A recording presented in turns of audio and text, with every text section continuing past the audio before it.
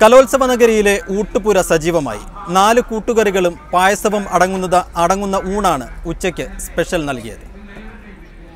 കലോത്സവത്തിന് ഭക്ഷണം പാകം ചെയ്യുക എന്നത് പഴയിടത്തിന് പുതുമയുള്ള ഒന്നല്ല. 37-ാം വർഷമാണ് പഴയിടം മോഹനൻ നമ്പൂതിരി കലോത്സവങ്ങൾക്ക് ഭക്ഷണം വിളമ്പുന്നത്.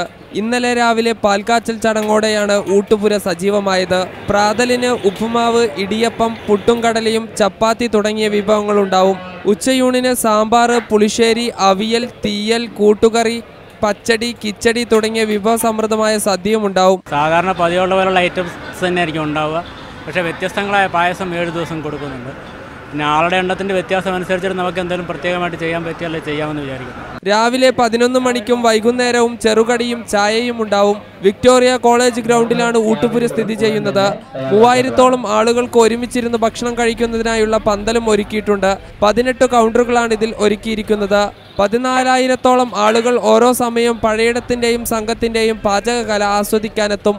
18 വേദികളിൽ കലയുടെ മാമാങ്കം അരങ്ങേറുകയാണ്.